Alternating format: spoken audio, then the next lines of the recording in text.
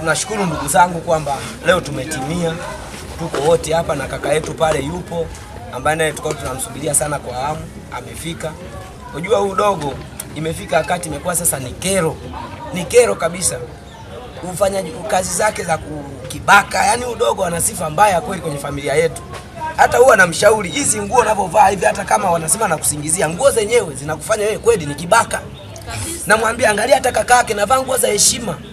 Nguo za kujistiri ambao mimi kila nikipita nasema mchungaji Bwana asifiwe. Lakini udogo anasema ni kibaka. Ndio. Naomba tusikilizane. Mdogo wangu. Nimekukanya mara ngapi? Na hivi mpaka kufika hapa ni taifa yako mwenyekiti. Nimepata taarifa unabaka wanafunzi. Mwizi. Unarudi saa 10 usiku. Mama ndo anavyokuambia hivi. Kwa nini sasa? Nani semeki na usiende mbali. Huyu amemkaba hadi mama yake. Anapita kwenye uchochoro. Amemkaba. Nimemwambia, hii mikororo unaweka hii inagharimu pesa nyingi. Wewe, umnyosi nikukataza unanywaje hivi kiuno? Hata hili koti hili kuna mzee mmoja kaja kudai hapa. Ngoja hivi na kweli atakuwa ameiba. Wewe tena usinishike maisha utakwepa mbapa. Kaka, alafu kitu kingine.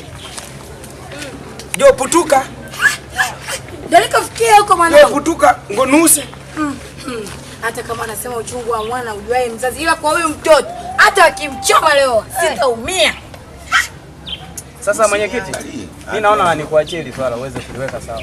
Maana mimi nikipata hasira hapa naweza nikamlamba viboko. Sina kama masiala mimi. Tena mimi tulia. Hivi vitu ulivyoweka kichwani mesha. Yaani mesha unanikwaza. Hai.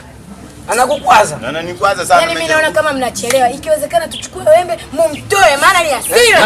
Wewe unatokeza wewe ndio umemwendekeza. Mimi nilisema huyu mesha tumekosea malezi. Mume wangu naomba tu nisamee. Mimi niwe lazi. Wewe unamtetea unasema mtoto amekuwa sasa ndio. Lakini najua hilo. Kwani ingekuwa mtoto mwema. Najua tu kila siku mnasemaga mtoto mjinga ndio mzigo wa mamaye. Sawa nimekubali. Wewe ujinga wako. Mimi si ndio nilikuwa naongea. Unasema na wewe ujitambui hopeless. Haya hopeless cheza na hizo yangu. Wameondoka hapa na kaka yake wanafukuzana. Mbele ya mimi niko hapa naangalia. Mimi lawama zote natupa kwa mikino hiyo. Mikino hiyo unaleta unaanza kutuletea watoto kama. Lakini kingine ulikosea mume wangu. Na zile movie ulizokuwa naangalia mbele za watoto. Papa hapo.